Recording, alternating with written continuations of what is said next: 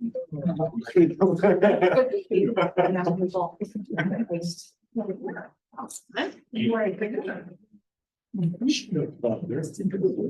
we get started, y'all go ahead and continue eating, as y'all know to do.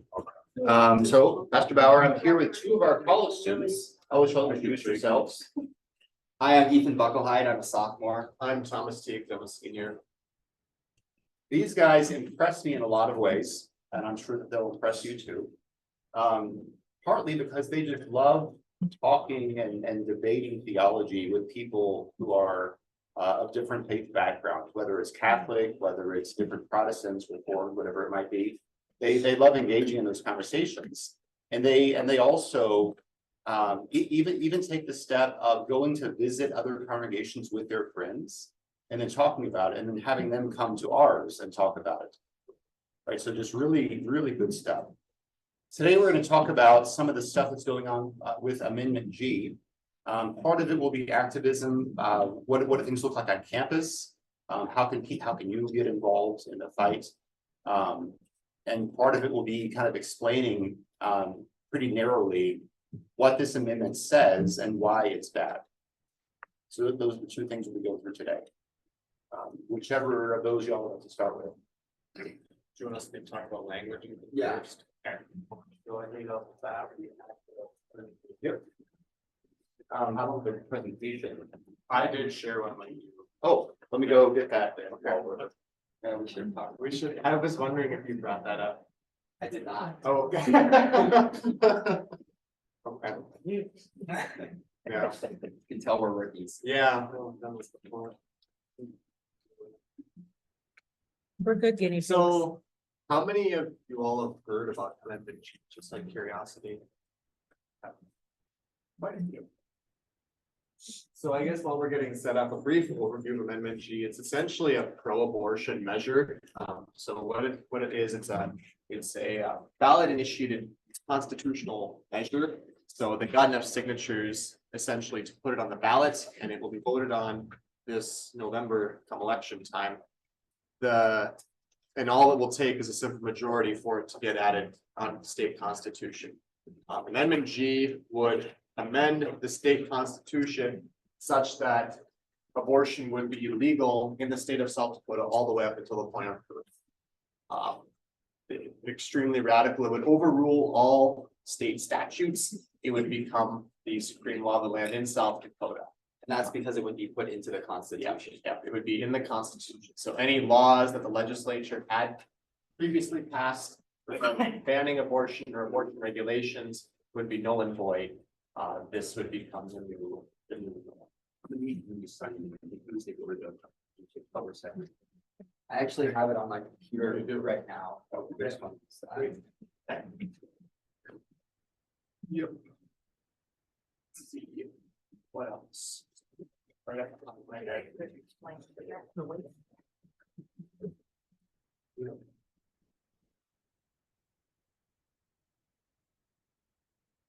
Thomas, yeah, if it were to pass and get put into our state constitution, could that be changed?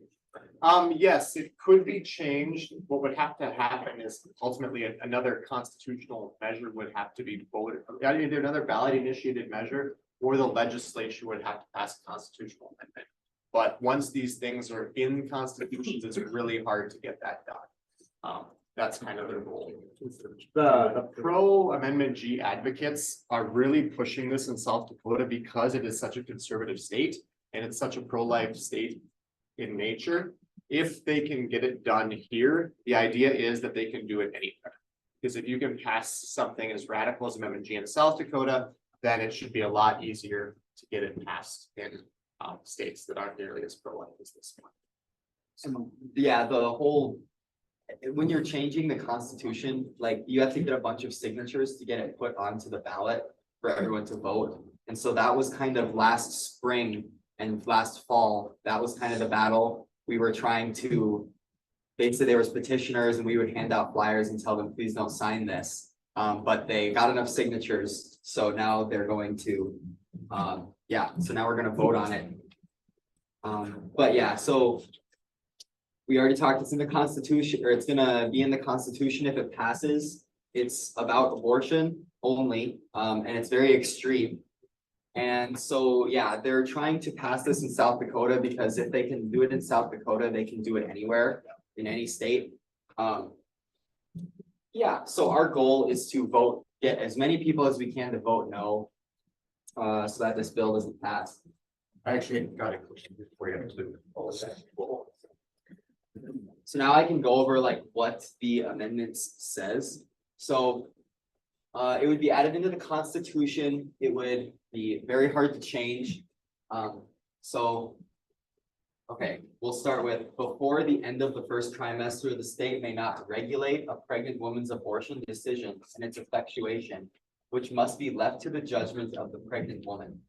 So before the first trimester, or before the end of the first trimester, there's no regulations that the state can impose on the woman's right to an abortion. And effectuation is a vague word. So it's just basically the state has no power over regulating before the end of the first trimester. Yeah, so even something, for example, like health and safety protections, you can see here it says these would be banned. That's because the state has absolutely no power over someone wanting to have an abortion. So even if the state couldn't even apply safety standards to abortion clinics to make sure that the abortions are happening safely. So the abortion clinics can just do whatever they want and won't get in trouble for it.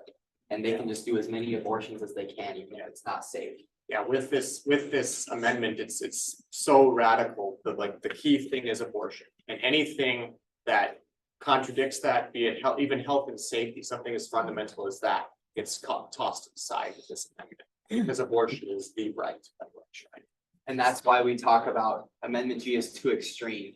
I always like to say, even if you're moderately pro-choice, you shouldn't vote for this because it's just that extreme. And now we'll read the second paragraph. It says, after the end of the first trimester and until the end of the second trimester, the state may regulate the pregnant woman's abortion decision and its effectuation only in ways that are reasonably related to the physical health of the pregnant woman. So basically now, during the second trimester, the state can impose safety regulations, but that's about it. It says, yeah, and then It's really interesting that they didn't include this for the first trimester. yeah, it's like, why? It's just very strange. It says, here it says abortion would still be legalized for any reason, even after the child is viable outside of the womb. That was a big thing with Roe v. Wade. If the child was viable outside the womb, I'm pretty sure that you couldn't have an abortion for certain trimesters. But they don't care about that in this time. And then now we'll get to the third paragraph. After the end of the second trimester, the state may regulate or prohibit abortion, except when abortion is necessary in the medical judgment of the woman's physician to preserve the life or health of the pregnant woman. So the word physician is underlined. That's very important because a physician can be like the doctor at the abortion clinic.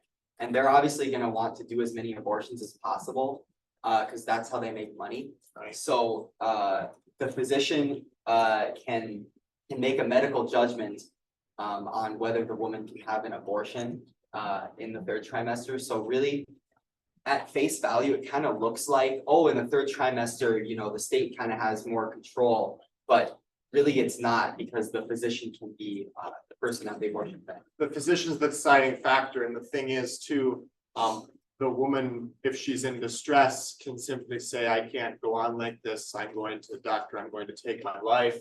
If I'm required to go through with this pregnancy, I need to abort this child. And that would be a sufficient argument, grounds for abortion. Yeah, In many and instances, that's- depending on the physician. That's what this is talking about when it says to preserve the life or health of the pregnant woman.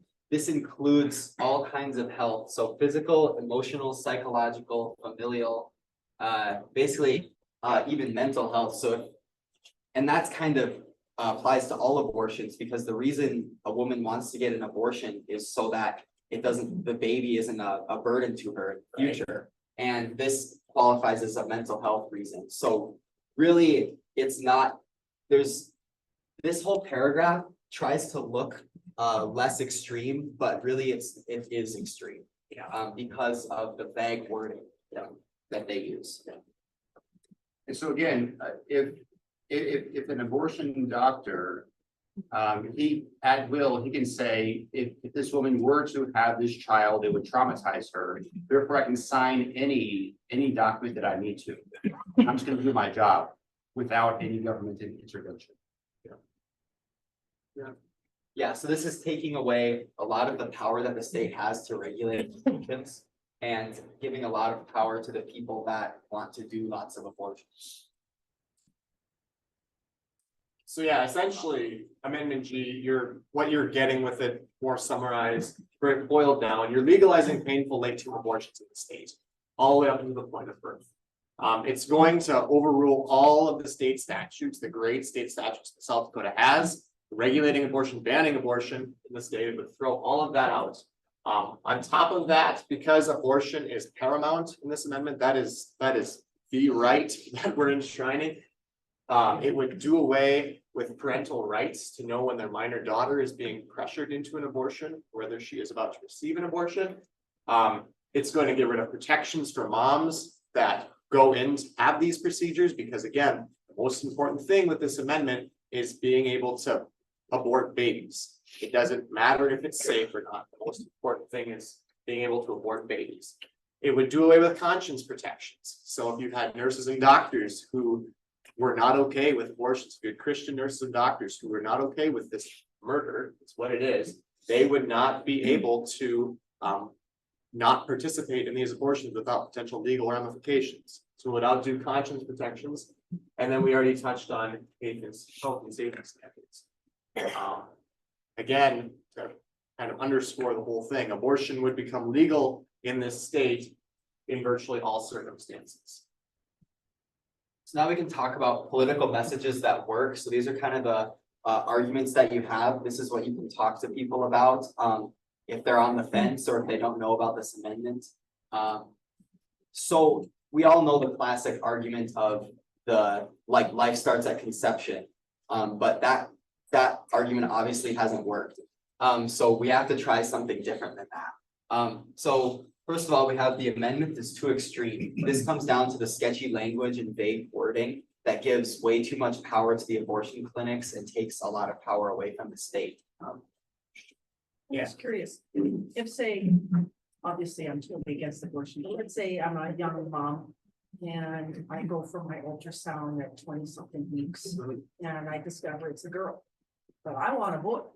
Would she be allowed to abort it for that reason? Is the pregnancy, If this one, is the pregnancy causing you because she could trauma? say, oh, my husband's gonna be so upset. I can't, I already have 3 girls. I can't have them. That's 100%.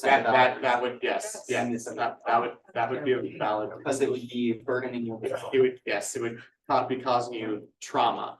I mean, yeah, and then you could make the argument that it's like, discrimination because, you're choosing, what gender you want your baby to be, but I don't think they would care. Kids get to choose. What? Yeah. Right. So as long as the physician can reasonably argue or reasonably believe that it would harm your mental health, then there's nothing stopping you, and there's nothing allowing the state to intervene or have anything to do with it. So what about the abortion pill, which, is so common? Because they can just do it in the bathroom. I mean, yes, it's illegal here, but they get it from Minnesota, wherever. Yep. Does this affect that abortion? It would open wide up. Yeah. You can buy it whatever you want. And I'm sure what do you think the state would even be able to regulate the sale of this pill? I don't think so. No. It doesn't seem No, like it doesn't seem like it, yeah, it would be a wide open thing. The vending machines. I don't even know if they could restrict what age you have to be. Right, the state has nothing to do with it. No, Yeah, and then their next point here is medical protections become unconstitutional. So say there's a bunch, an abortion clinic, a bunch of women are dying because they're using unsafe equipment, like they're not sterilizing it or something, and women are getting infections or something like that. The state could not apply safety protocols to the abortion clinic. The abortion clinic can just keep doing that. And they can do whatever they want. Parents lose the right to know if their minor daughter has an abortion. So obviously everything's gonna be wide open and there's no accountability whatsoever, so your minor daughter gets pregnant and can have an abortion and you wouldn't even know a thing, Yeah. just because it's so wide. Yeah, open. there are no requirements. I mean, if you had a child who, and she became pregnant and she went to one of these clinics, these clinics are quite evil in how they do this. They will have people go out and escort the young moms in to trying to keep them away from anyone that would discourage them from having an abortion. And there's no requirement, because even if she's under the age of 18, that her parents know anything about this. But I thought that was law anyways, if a girl's pregnant, even if she's 14, she has every right about her body when she's pregnant. Yeah. Like, she's a minor, parents can say other things, but if she's pregnant, she has every right. I thought that was already. I don't know. And I don't know about that for sure, Yeah. but Next thing, It's certainly, this would enshrine that with the way of the constitutional amendment. right, yeah. Yeah, for sure. On the next thing, we have abortion hurts women, so. Abortions cause infertility, depression, suicide, and PTSD. It's hard on women, it burdens their consciences, obviously not all women, but certainly there are some where. They will regret their abortions later on and it will cause problems for them. And then babies feel pain. I mean, all you have to do is watch a video of an abortion happening. It's just vicious. Babies can feel pain. And then this is a really good one that men coerce women to have abortions to escape responsibility. Our society really likes to victimize women, so we can use that to our advantage here, because if a man gets his girlfriend pregnant, she might want to have the baby, but a lot of things that some men would try to convince her to abort it because they don't want to have to raise the child, or they don't want to be responsible, so it's about avoiding the responsibility. I may add a little bit more underneath that point. There are shockingly high statistics of young girls, not even all of them young, who have been enslaved in the sex trade.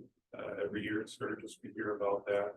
I-90 and 29 corridors are places where our highway patrol and affairs office pay attention to young girls who are in gangs oftentimes, and so forth. And so if the regulations are almost entirely removed off of abortion, it really proliferates the enslavement of abused women. In this, and it's immensely harmful to these women and the whole of our society. right, sure, right, Dakota is actually #2 for slave trade, yeah, sex slaves. sex trafficking, Yep. yeah. We're number 2. Yeah, Yes. but actually, there's a lot of men out there, so I work at Option One. And there's a lot of men who say that there is the opposite. That the woman, girlfriend, wife, whatever, wants an abortion. He wants to keep the baby, but he has no rights.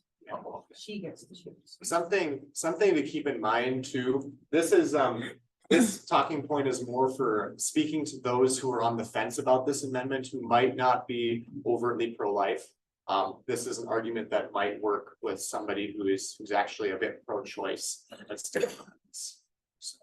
Yeah, with pro-life people, it's gonna be mainly talking about what the amendment says and the implications of what it says, right? You just have, we don't want conservatives to be confused about what this amendment means and accidentally vote yes. So that's kind of the thing, we should be educating people that Amendment G is a bad amendment. So the conservatives know. Yeah.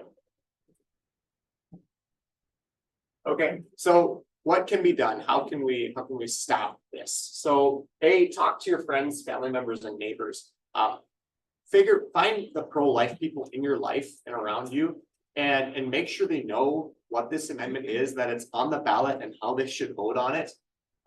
The thing is, the reason that a pro-life person would support this amendment is because he doesn't know what he's voting for. He or she doesn't know what he's voting for. So we don't want that to happen. Let your family members know, those who agree with you, make sure they know that this is on the ballot and that it needs to be killed. It is an awful amendment. And then the Life Defense Fund is looking for people to go door knocking and then phone calling. We'll talk a little bit more about that later on. Yeah, so like I said, priority number one is gonna be talking to your family and your friends, people within your circles. Make sure they know what this is about. Again, if a pro-life person knows that this is a very extreme abortion amendment, constitutional amendment, he's going to vote no on it. Just make sure people know that Amendment G is a thing and that it needs to be killed. Regarding door knocking. So again, this is not the, when you bring up door knocking, it's not the most appealing thing in the whole wide world, because you have to go out and you have to go pound on doors. You're not pound on doors, but knock on doors and talk to people. And it can be kind of a stressful ordeal. But it's very effective for the same reason why you should let your family members know. Again, the way these amendments get passed in conservative states is lack of awareness. That's how this will make it onto the Constitution. And it has happened in conservative states. It has happened in conservative states.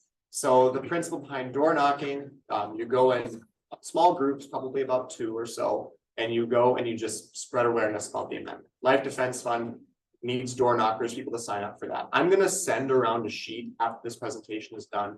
If any of you want to sign up for that, we'd be willing to do that. And then also, I'm gonna go ahead and flip the slide. Phone calling, phone banking for the same reason. Essentially you'd be calling people and then spreading awareness about this amendment. Door knocking, I will say it's statistically far more effective than phone banking is. So if you do want to spend some time and some work trying to kill this amendment, door knocking is going to be more effective. And the thing too with door knocking, it doesn't mean that you have to be out there every day, all the time door knocking. It could just be for a couple hours on a Saturday or something, and that would be a great help spreading. And that's mainly because it just means a lot more when someone talks to you in person. It shows that you really care. Yeah. And a lot of people, they really don't know anything about this amendment. So you might be the only person that says anything to them about it. Yeah, you'll find there are countless stories of people who are even perhaps a bit more moderate on this issue. If you have a pro-life person come up and talk to them about these more aggressive abortion measures, they will go and vote no on them. And that's simply because somebody came up and actually talked to them about the issue, let them know about it. So again, face-to-face contact and speaking to people about these issues is the way to win things. Okay, so this goes into some talking points kind of about how to deal with your conservatives versus your moderate pro-choice. So your conservatives, again, let them know that it's about abortion. Your pro-life people, once they know it's about abortion, they're going to kill it. Now the moderates are semi-pro-choice. Here's some things to keep in mind when you're talking to them. So focus on the fact that this is going to allow abortion up to the point of birth. These are completely viable children. They would survive outside of the womb, no problem. This measure would legalize, again, as it says, abortion up to the point of birth. It's very radical. Point out that this measure is going to do away with any safety regulations for moms that would go in. These facilities do not have to be inspected. And the reasoning behind that is because the focus of this amendment is abortion for the sake of abortion. We're not going to let anything get in from the amendment standpoint and the people pushing it. We don't want to let anything stand in the way of a woman getting an abortion, including health and safety, because abortion is paramount. That's what the pro-G-ers are thinking. And then also explain to them the psychological torment that a woman goes through after she receives an abortion. This aspect is not talked about hardly at all, but it's a very real thing. A woman has to put up with years of psychological torment and trauma after going through an abortion, and nobody talks about these things. So those are some of the ways to kind of approach this rather than focusing on the baby. Yes, it is a baby inside, but that argument doesn't work very well with people who are pro-choice. Focus on the harm that it's doing to the mom. That's going to be what you want to focus on. Yeah, and that's because if you're pro-choice, you care more about the mother than the child. Yeah. That's fundamentally how their view works. Yeah. So here are some resources. Looks like my name's my name is here too. But the Life Defense Fund first, they're chiefly they are the ones who are leading the charge against this. They're looking for volunteers. Again, if you're interested in door knocking or phone banking, come talk to me. I think we'll have a little bit of time before I have to leave, or I can send around a sheet. They're looking for volunteers. That's their number. The reason, and their website's up there too. The reason my name made it on here was because I have been made a point person for like supplies, because I've called them and they're like, hey, if there are people up in the Brookings area that want supplies, some anti-amendment G supplies, would you be willing to deal with those? And I said I would. So I have lots of I guess, anti-amendment G stuff, your wrist bracelets. And then if you want any of those leaflet things, those information sheets about amendment G, I have those too. My number's up there if you want to take that down. And then, like I mentioned, I've got some materials, so. Do they give you yard signs to hand out? Not yet. I need to call on those. I'm gonna get some of those, I think. Yeah, so. They had them last night at the option one, but today, Okay. the first time that I'd seen them. Okay, I might be making a trip down to one of their offices just to get some more stuff, so. Yeah, And so if you don't really feel like doing anything, or like you don't want to go and do door knocking, but you kind of want to do something. You know, talk to your family, Yeah. ask them if they know what Amendment G is, and then maybe just give them a flyer. It doesn't have to be a lot, you don't have to get into a debate, just like alert them that this is a thing. So that they can put some thought into it and just alert your family and friends. And you're gonna be able to sway them more than some stranger from Life Defense Fund they don't know, Right. because if it's someone they know is talking to them about this, it's gonna be more effective. yeah, that's a very good point, Ethan. Even if you don't want to go door knocking, you don't want to go phone banking, you don't want to do that stuff, that's understandable. We're all busy, but if you could at least let the people know in your circles what this is about and why it's bad. That would go a great way in getting this amendment killed, because it truly isn't. The stats on when these measures come up in per vote in states are really bad. Every state that's had this kind of vote put before them has approved the measure and passed the pro-abortion laws. Every state where it's been on the ballot, it's passed. So far.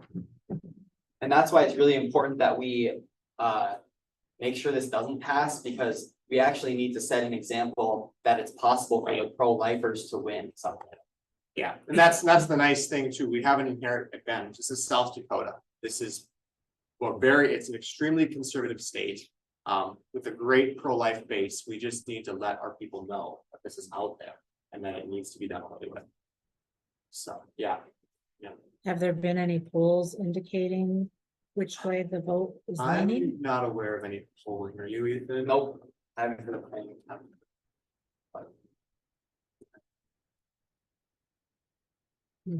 Questions, comments? Yeah. You want to discuss, or maybe, I'm assuming you're aware of the pending lawsuit to invalidate the petition signatures. Yeah. It starts the 23rd, status of that. Maybe explain how that would play into this.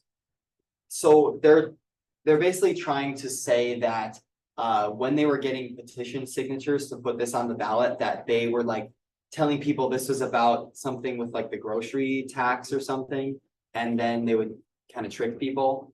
I don't know the status on this. They've tried to get videos of them doing it, things. They've been trying to collect stuff for their lawsuit, but I don't know the current status of the There's lawsuit. a 7-day trial that will start the 23rd in Minnehaha County. Yeah. So Yeah, I don't know the status of it either, but we're definitely gonna want to be. I think it's definitely safer to assume that we're probably gonna be voting on this than not, unfortunately. well, to me, it's kind of would be an unfortunate outcome, because what that would do is it would invalidate the measure being on the ballot, but it's still going to be on the ballot. Right. Yeah. And people that are gonna vote on that measure are gonna be the ones that are gonna vote for it. Right. Nobody is gonna bother to vote against it because it's null and void. Well, that's gonna leave the results are still gonna be there. I mean, somebody's gonna publish the votes, even though they're not real votes. So that's the unfortunate timing of it. Right. Yeah, we're so close to election season now, we kind of have to go out and fight this, give it everything we have, because it's gonna be on the ballot, so. Yeah, the life defense fund people told us we're in the final sprint, so there's like, there's not very much time left. No, So, yeah, yeah, got about a month and a half, almost 2 months. yeah. Yeah, Any other questions?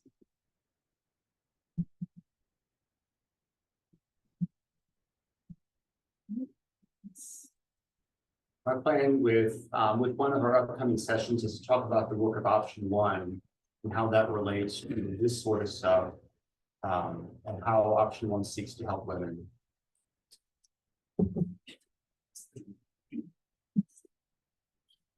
we could talk about some of the stats.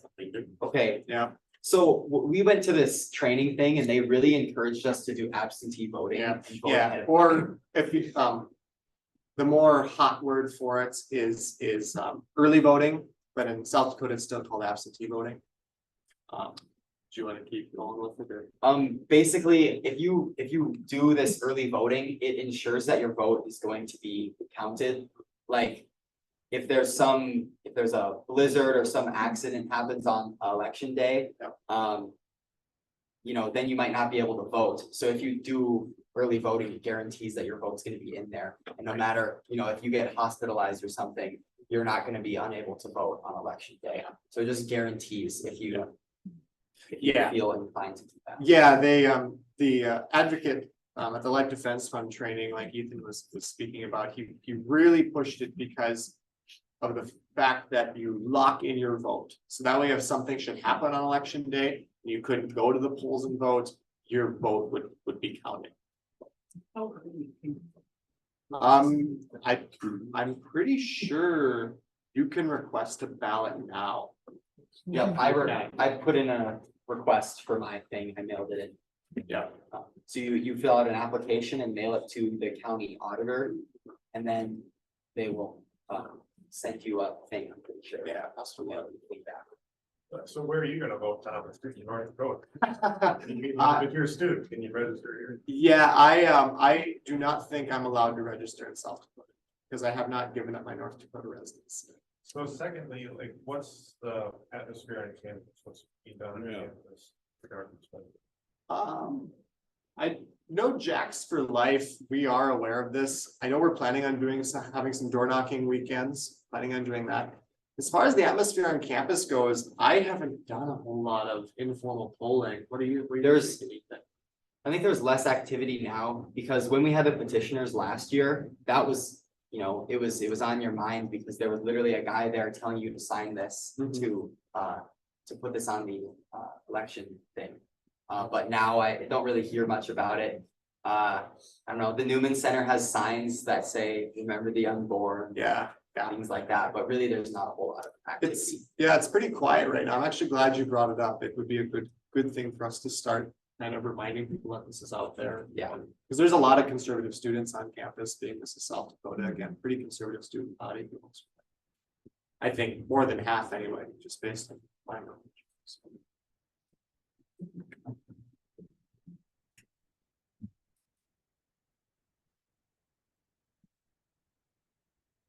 Stuff now. We could have some stuff out, yeah. If any of you guys want flyers, There are a bunch of bracelets and stuff. Got little flags, you can put, an office desk. Desk at work. There are a few shirts here too. I'll just give you a stack and you can pass them around if you guys want any. Yeah, I want. Okay. And then here's some bracelets. Bracelets. And this like, you take. Got one last night. What was that? You got one last night? Anybody want one? Extras you guys don't. Right over there. We did not do a yard sign. As a rule, we don't do yard signs. Why don't we make it exciting? Okay. You want to? Did you sign up? No, I didn't, I had another with a sign up for you. Yeah, they said it last night. I think they're having people come around and sell them.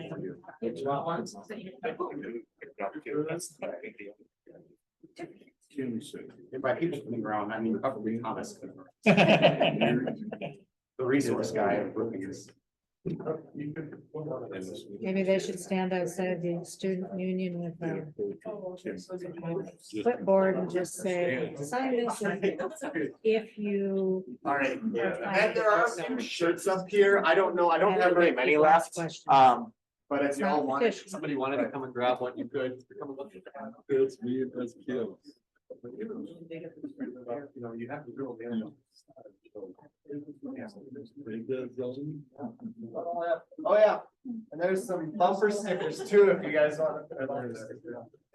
So, Just get covered in dirt on my car. yeah.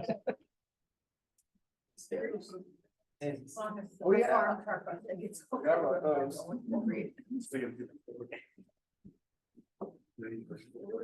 Anything else? Yep, stickers and pins as well.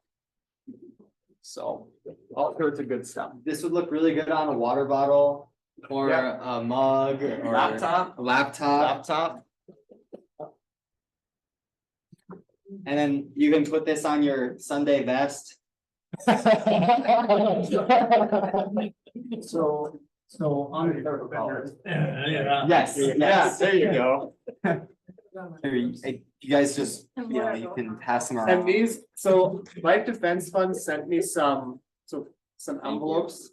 These are for if you guys wanted to donate to them.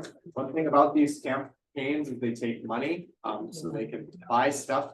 And like make the leaflets and hand them out and the pins and all this jazz, for information. So if you all did want to donate Life Defense Fund, I do have some envelopes here, with return mailing information on that stuff. So yeah, Thank you guys for coming. yeah. Thank you very much. You're welcome.